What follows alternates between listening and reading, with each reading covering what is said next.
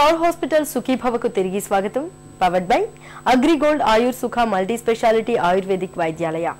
ఇప్పుడు star hospital సమర్పించు health news మీకోసం.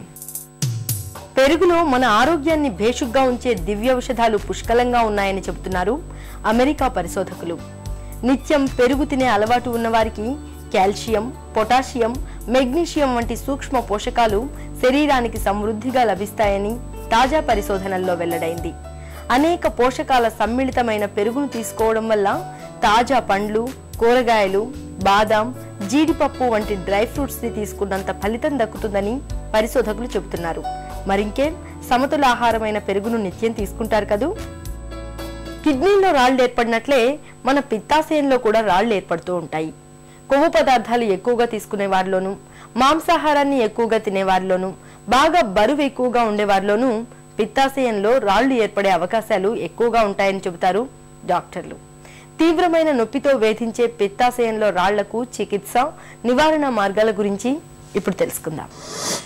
గాల్ బ్లాడర్లో స్టోన్స్ అనేది చాలా కామన్గా చూస్తూ ఉన్నాము.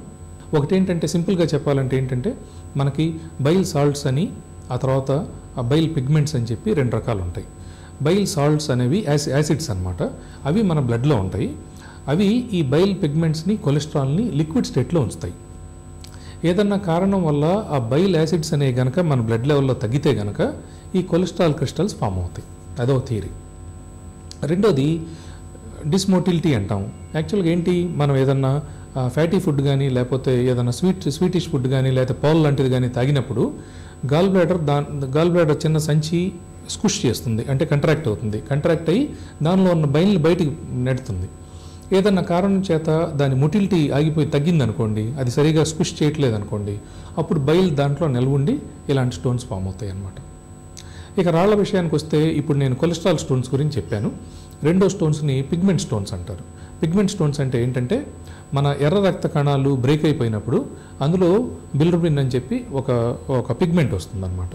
సో ఒక్కోసారి ఆ పిగ్మెంట్ కూడా కలిసి, ఈ కొలెస్ట్రాల్ ఆ పిగ్మెంట్ రెండు కలిపి, pigment stone plus cholesterol stone రెండు కలిస్తే దాన్ని మిక్స్డ్ స్టోన్స్ అంటారు.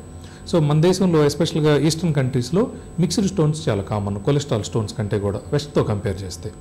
సో స్టోన్స్లో cholesterol stones, pigment stones, mixed stones అని మూడు రకాల స్టోన్స్ ఉంటాయి. గాల్ బ్లాడర్లో ఒకసారి స్టోన్స్ ఉన్నాయని తెలిసాక గాల్ బ్లాడర్ను రిమూవ్ చేయటం ఇది ట్రీట్మెంట్.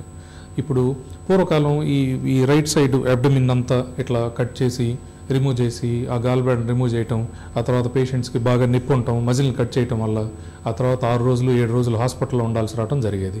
ఇప్పుడు మనకి కీహోల్ ఆపరేషన్స్ పాపులర్ అయ్యాక లాస్ట్ 15 సంవత్సరాల నుంచి దాన్ని లాప్రోస్కోపిక్ టెక్నిక్తో చేస్తూ ఉన్నాం. అంటే చిన్న కట్స్ పెట్టి లోపల పొట్టలోకి కెమెరా పాస్ చేసి ఆ గాల్ బ్లాడర్ని ఈ లివర్ బెడ్ దగ్గర నుంచి దాన్ని డిసెక్ట్ చేసి ఆ గాల్ బ్లాడర్ని ఒక చిన్న హోల్ నుంచి బయటికి తీసేస్తాం అన్నమాట. ఇది చాలా మోడర్న్ టెక్నిక్.